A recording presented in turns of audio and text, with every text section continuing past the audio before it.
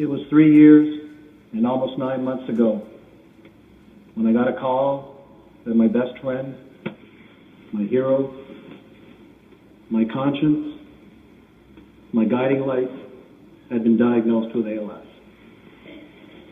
Right then and there, I knew someday I would be up here addressing as many family and as many friends. And unfortunately, today that day has come. Our dad has touched many during his nearly 76 years on this earth. He had a near flawless character and personality. Words such as honesty, integrity, kindness, selflessness, and consummate gentleman are but a few that just begin to describe who Emile Arial was. But our dad wasn't one of those what you see is what you get type of people. He was more. Just when you thought someone couldn't be any nicer, any kinder, any more considerate, he did something more special. He genuinely cared for people in a way that I have never seen in any individual.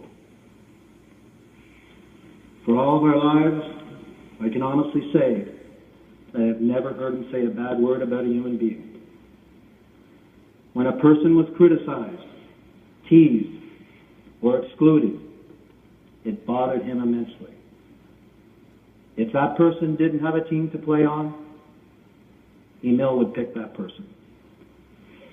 If that person didn't have a friend to sit with, Emile would pick that person as his friend, pull up a chair.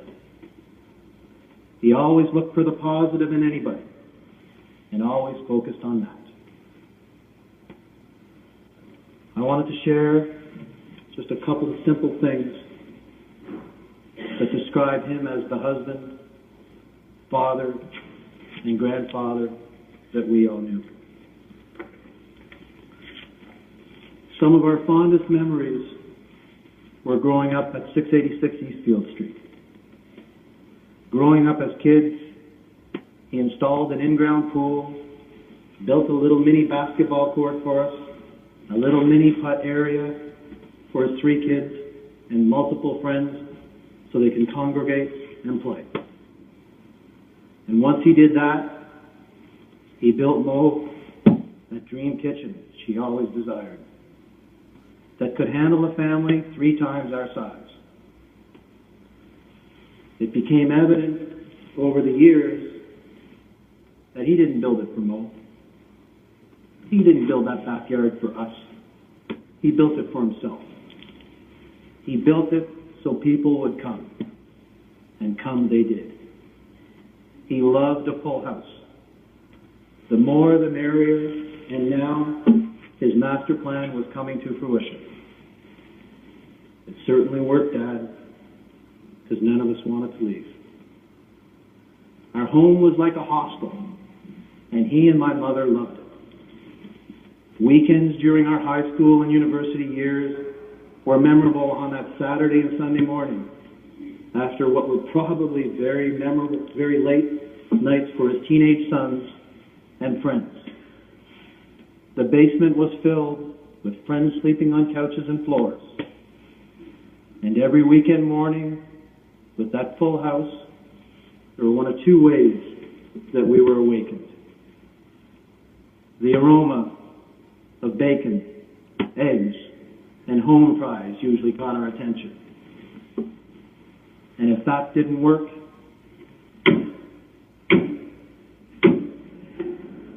the thump of my father's feet, signaling breakfast was ready, boys. We would all gather in that mammoth kitchen with Mo and Emile and our friends, and they would serve us like kings. The smile on Mo and Emile's face was something you could never forget. He had a jump in his step as he took the reins as the lead chef. We all enjoyed and looked forward to those breakfasts, but not nearly as much as our father. Most of you know my father was an avid sportsman. He loved all sports, especially golf and hockey. But as much as he loved playing, what he loved more was watching his kids and grandchildren play. He couldn't bring himself to miss any of his kids' games. And it never ended until his disease finally wouldn't allow him to do so. We remember playing high school hockey, 4 p.m. weekday games, and in the stands would be a scattering of students coming to cheer their school. And in that one corner, there would be that one adult who showed up by himself. That was our dad. He would leave his job site so he could see his kids play, watch the game, and then return to work, and then later to his home. All of this was changed on the day he was diagnosed with ALS. However, the example he has been to all of us didn't end there. What I didn't realize almost 4 years ago was how this terrible disease would teach me more about my father, more about myself, and more about the people in my life. I learned and witnessed firsthand the love of his cousin, Jean Tessier, for almost a year, who stood by his cousin's side, day in, day out, for hours, attending to his cousin's needs. I saw my wife Anne, whose only mission in life was how to make sure my father's final months and days were as enjoyable and comfortable as possible. I know, Anne, he appreciated you more than you will ever know. And between the remarkable work and visits of Dr. Cologne, Anne became our trusted resource for anything and everything related to my father's care. I saw how you comforted my dad, and I am more grateful than ever that you were my wife. What can I say about my mother? It truly is a love affair that has spanned some 56 years. The devotion she displayed over the last 4 years to her ailing husband was an inspiration to anybody that entered their home. Her singular focus was the love of her life. He needed her. She needed him. They needed each other. The care and attention she provided could never be fully appreciated by anybody. Your sons, your daughter-in-laws, and grandchildren remain indebted to you forever. We love you, Mom.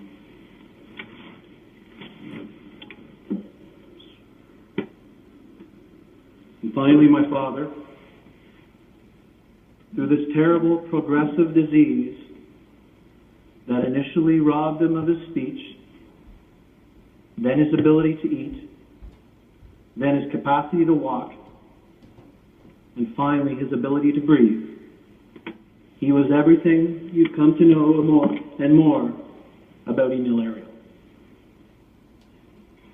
He couldn't talk to his grandchildren with his lips, but his eyes could. For 2 years, he had not tasted or eaten any food. What was his preoccupation as he was suffering with this disease? Helping Mo plan the grocery order so he could see his friends and family eat meals we might like. And when he couldn't walk on his own, he would ask that we accompany him to the dinner table for a mere 10 seconds or so in order to see what his beloved Mo had prepared for his family that night. He would smile, gesture, and make sure we were all satisfied with what we were eating. And finally, when he was no longer able to breathe, he left us all a legacy that we can only hope to live up to.